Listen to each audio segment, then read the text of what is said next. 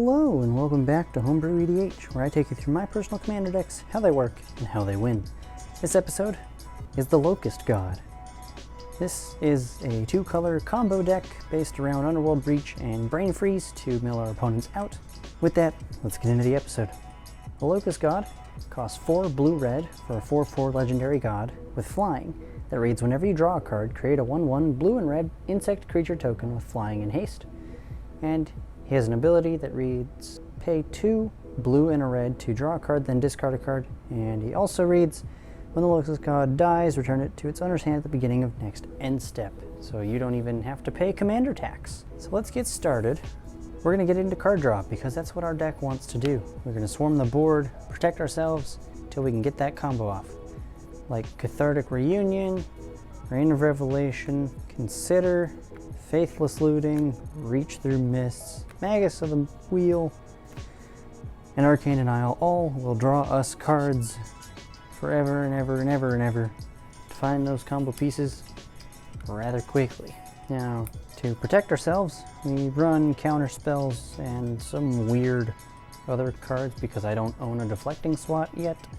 So we have cards like Dissipate, Dispel, Spell Pierce, all of which counter certain things.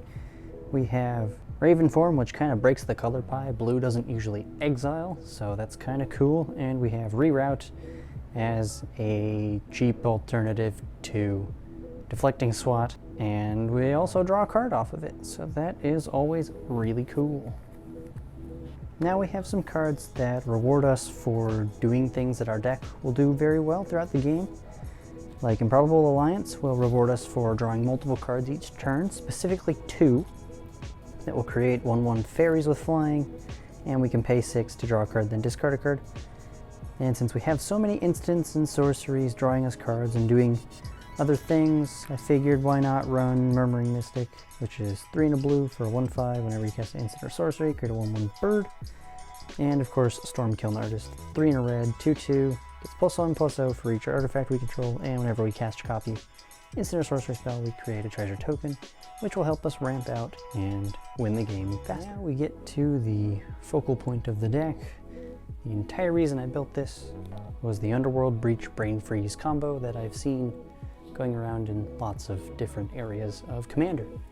So Underworld Breach is 1 and a red for an enchantment that reads, each non-land card in your graveyard has escape. The escape cost is equal to that card's mana cost, plus exile 3 other cards from your graveyard. Beginning of the end step, sacrifice Underworld Breach. And Brain Freeze is 1 and a blue for an instant. Target player puts the top 3 cards of his or her library into his or her graveyard with Storm, which means every time we cast a spell, we copy this spell for every spell we've cast that turn before it, which also includes itself, which is kind of why this loop is a thing. So I'll put some gameplay up on how this exactly works, and it's fairly straightforward. We can get enough cards into our graveyard, mill ourselves a little bit, and then start storming off to mill our opponents out while not running out of gas ourselves.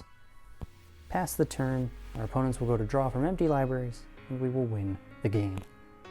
I hope you enjoyed today's episode of Homebrew EDH. If you did, go ahead and leave a like, subscribe if you want to see more content like this.